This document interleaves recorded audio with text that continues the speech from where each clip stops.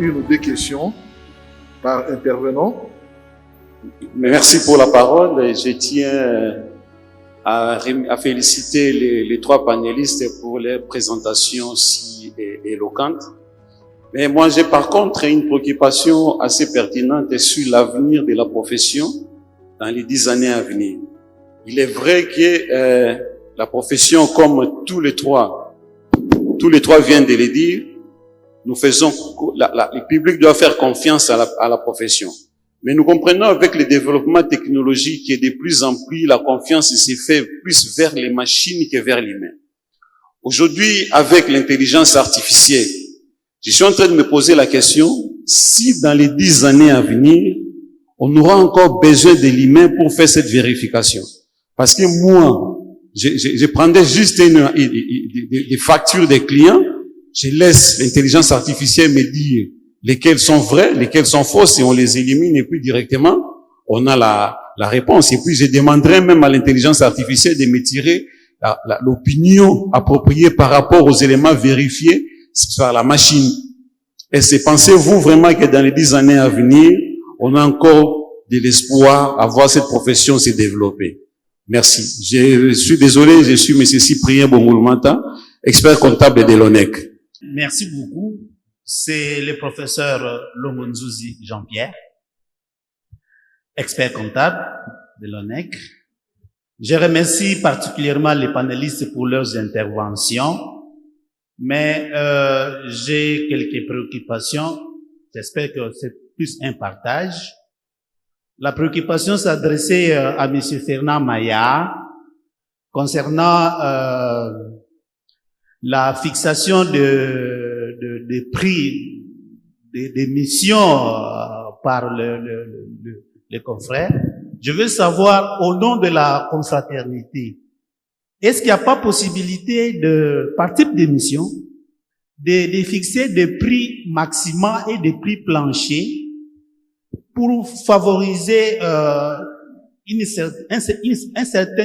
certaine objectivité dans la fixation des prix, n'est-ce pas, des différentes missions au niveau de la profession. Parce que en réalité, la difficulté, c'est que chaque cabinet ou chaque confrère fixe les prix par rapport à la relation qu'il a avec les clients, par rapport au fait qu'il veut arracher le marché, mais entre-temps, il n'y a pas de, comment on dit,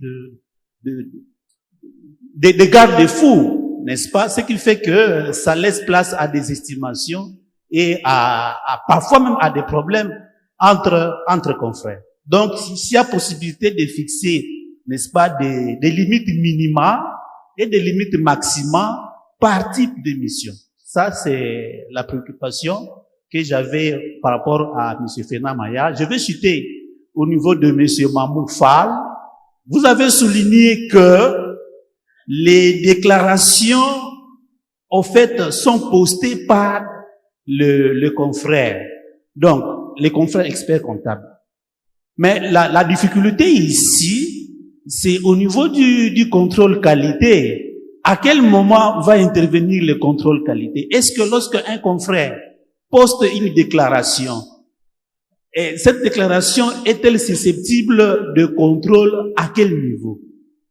C'est ça un peu le problème, parce que finalement les administrations fiscales réagissent pour dire qu'effectivement l'expert comptable a posté, mais en cas de contrôle par l'administration fiscale et qu'il s'avérait que la déclaration devrait être soumise à des redressements, par exemple.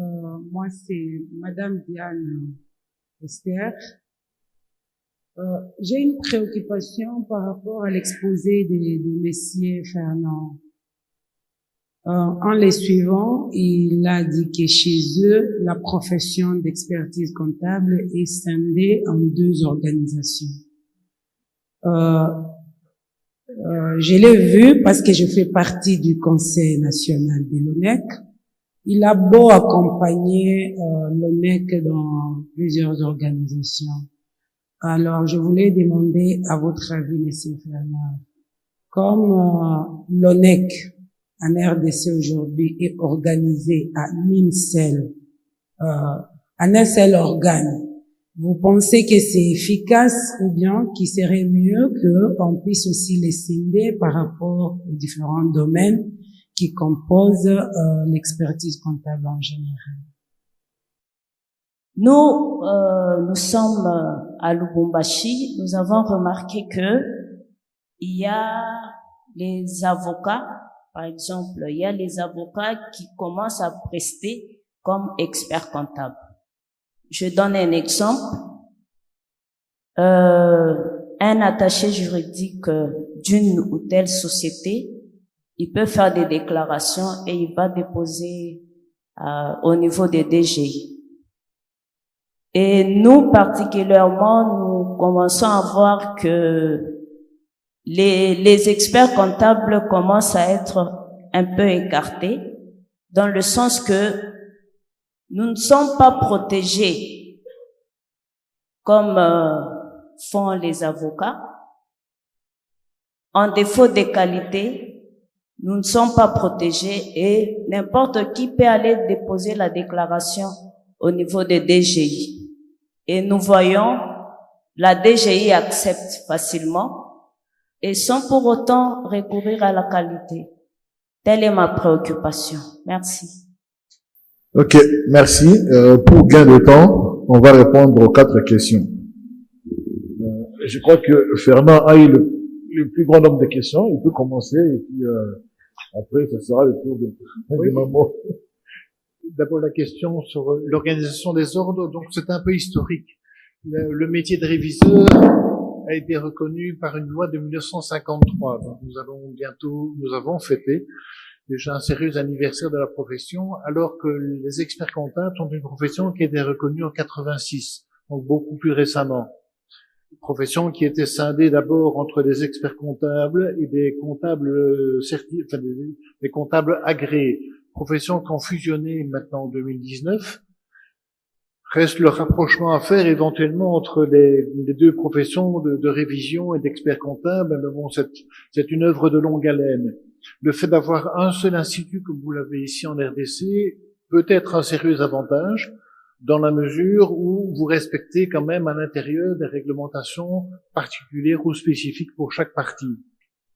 Et donc, je ne vois pas d'un mauvais œil, entre guillemets, le fait d'avoir tout le monde dans la même profession. Ça permet d'avoir un cadre général unique.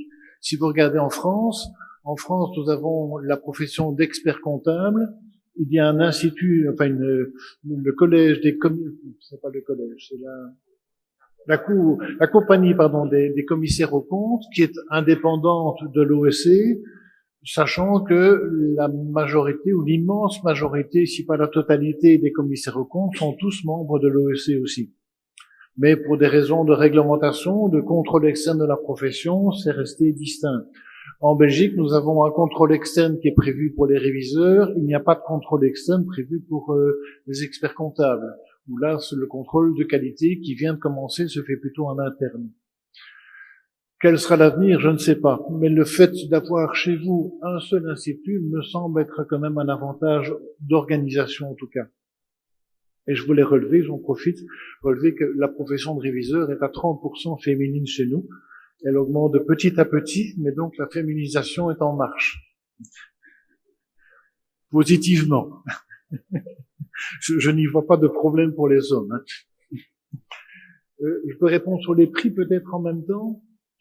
Sachant qu'en Europe, nous avons un problème, entre guillemets, nous avons des réglementations européennes qui interdisent aux ordres de fixer des tarifications. En France, un petit peu différemment, ils ont agi sous forme d'une loi qui impose des nombres d'heures. Des tarifs me semblent difficiles à imposer, des tarifs horaires difficiles à imposer parce que tout dépend de la taille du cabinet, de sa complexité, de son organisation. Et donc fixer une tarification obligatoire ou même une fourchette me semble un peu compliqué. Par contre, chez nous n'avons donc pas de tarification imposée chez des réviseurs, mais il est clair que dans le cadre du contrôle de qualité, la vérification va se faire sous le nombre d'heures qui sont prévues dans le cadre d'un mandat. Puisque quand on soumissionne à un mandat, on doit dire quel est le nombre d'heures prévues pour la mission. Et donc le contrôle de qualité ira voir après si le nombre d'heures estimé est un nombre d'heures raisonnable. Et puis après coup, il ira vérifier est-ce que le nombre d'heures prévues correspond, en sachant qu'il y a toujours bien sûr une fourchette, correspond à ce qui était réellement presté. Et on a pu constater dans certains cas que le nombre d'heures étant sous-estimé au démarrage, forcément la qualité d'audit a été déficiente. Je crois qu'il y a une chose contre laquelle on ne sait pas se battre, c'est contre le temps. Même avec l'intelligence artificielle qui se profile à l'horizon, on n'arrivera pas à économiser le temps de travail de nos collaborateurs. Et sur ce plan-là, il me semble que l'intelligence artificielle doit la voir comme une assistance, mais elle ne remplacera pas, enfin, j'ose espérer en tout cas, elle ne remplacera pas l'être humain. Je vois mal la disparition de nos professions. Par contre, que nos professions évoluent. On ne tient plus des comptabilités aujourd'hui, en 2024, comme on les tenait il y a 20 ou 30 ans. On est passé de systèmes complètement manuscrits vers des systèmes informatisés qui vont encore évoluer. On travaille avec des programmes comptables qui scannent les documents, qui les préenregistrent. Donc, il y aura une évolution de la profession. On va devoir être de plus en plus compétent, de moins en moins de simples comptables. Alors, je vais juste rebondir sur le dernier point concernant les déclarations et la concurrence qu'il peut y avoir avec d'autres professions. Si vous avez la chance d'aller vers un système de dépôt électronique des états financiers, c'est fini, il n'y a plus de concurrence possible, parce qu'il n'y a que la signature de l'expert comptable qui vaudra pour pouvoir faire la déclaration au niveau des impôts. Sinon, le système le rejette. Si vous êtes encore au système manuel, avec les hologrammes ou un système de sécurisation de signature, il est possible de faire en sorte que si la signature de l'expert comptable ne figure pas sur la déclaration, l'administration fiscale ne puisse pas accepter la déclaration. Ou alors, si elle la prend, ce sera une faute du bureau concerné qui va accepter cette déclaration qui aura été faite contrairement aux dispositions de la loi. Donc ça, c'est quand même une sécurité. En ce qui concerne le point concernant le contrôle qualité, en réalité, nous avons au Sénégal un dispositif de contrôle qualité général, mais ce n'est pas un contrôle qualité par rapport au système télédéclaratif. Ça n'est pas quelque chose de spécifique. Mais je vais vous dire une chose. Le premier risque que court le professionnel dans un tel système, c'est lui qui poste, c'est lui qui prend la responsabilité des déclarations qu'il dépose. Si les déclarations sont mauvaises, c'est la honte pour lui. C'est même un bannissement professionnel pour lui, sans qu'il y ait besoin d'une sanction au niveau de l'ordre. Donc, soyons responsables. On nous donne le monopole d'exercice d'une profession. Il faut que nous l'exercions de manière responsable, que nous mesurions le niveau de l'enjeu qu'on met entre nos mains. C'est la nation qui met entre nos mains une responsabilité aussi importante. Alors, au moment de faire la déclaration, révisitons notre conscience, posons-nous des questions, la question de l'indépendance, la question de l'éthique dont on parlait tout à l'heure, faisons en sorte de les respecter pour que la déclaration que nous déposons en notre âme et conscience, nous sachions qu'elle nous engage et qu'elle est celle qui correspond à la réalité de l'entreprise pour laquelle nous la postons. Donc ça, c'est quelque chose de très important.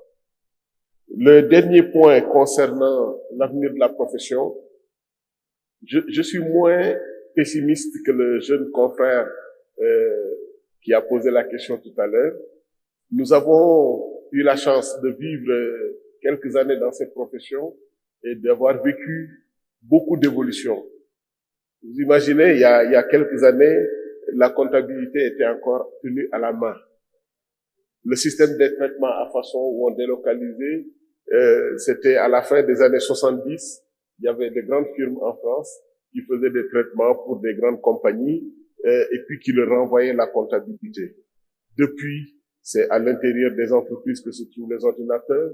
Ensuite, les ordinateurs sont sortis des entreprises à nouveau pour aller dans des centres de traitement jusqu'en Inde. La comptabilité de grandes entreprises dans le monde se font centraliser au niveau de l'Inde parce qu'il y a des personnes qui sont là dédiées à cette activité en permanence. Ils ont développé beaucoup de savoir-faire dans le domaine et beaucoup de pays ont développé ces activités-là. Donc, aujourd'hui, Si vous pensez que ça a remis en cause l'avenir de notre profession, non, au contraire.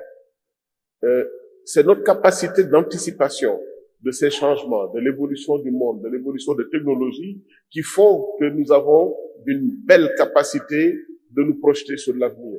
Et aujourd'hui, l'intelligence artificielle, notre ami le professeur Hubert Toder est là, vice-président de l'Ordre des experts comptables de France. Leur congrès cette année, je pense, sera beaucoup consacré à l'évolution des technologies et notamment à l'intelligence artificielle. L'intelligence artificielle, c'est quelque chose dont il faut tenir compte, il faut l'intégrer dans nos vies, il faut l'intégrer dans notre environnement, il faut l'intégrer dans nos professions. Mais ça ne veut pas dire qu'elle effacera nos professions, non, je ne pense pas. Il faut que nos professions sachent se mettre au-dessus et gérer les enjeux sur lesquels nous sommes obligatoirement présents. Et parmi ces enjeux, bien entendu, il y a l'enjeu de la durabilité qui est en train de se poser de manière très, très rapide. Voilà. Ok, merci. Je crois que les trois panélistes ont donné les réponses satisfaisantes. Et la chose qu'on peut retenir, c'est l'éthique, l'indépendance et la formation continue qui sont revenus, quel que soit le développement technologique et autres. Mais si on a ces trois éléments, on va s'adapter. Et j'ai beaucoup aimé une phrase dans la présentation de Fernand, où il dit « La profession évolue. Les auditeurs et experts comptables seront de plus en plus experts et de moins en moins comptables. » Sur ce, je vous demande d'applaudir les trois panélistes.